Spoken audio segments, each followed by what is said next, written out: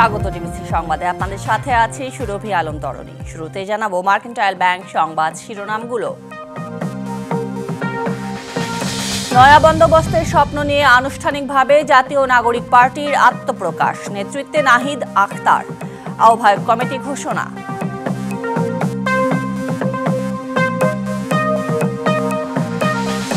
ভারত ও পাকিস্তানপন্থী রাজনীতির ঠাঁই হবে না বাংলাদেশে, নতুন দল গঠন করেই হুঁশিয়ারি দিলেন আহ্বায়ক নাহিদ ইসলাম।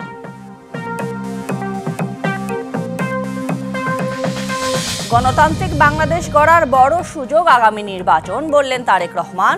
সব ধর্মবর্ণের মানুষের নিরাপত্তা নিশ্চিতের প্রত্যয়।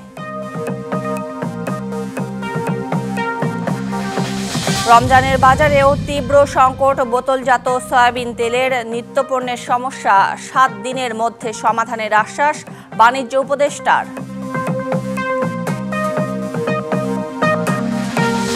মাসব্যাপী অমর 21 বইমেলা শেষ হচ্ছে আজ, সমাপনী ঘিরে নানা আয়োজন। সকালে পাপেট শোতে আনন্দে মাতোয়ারা শিশুরা।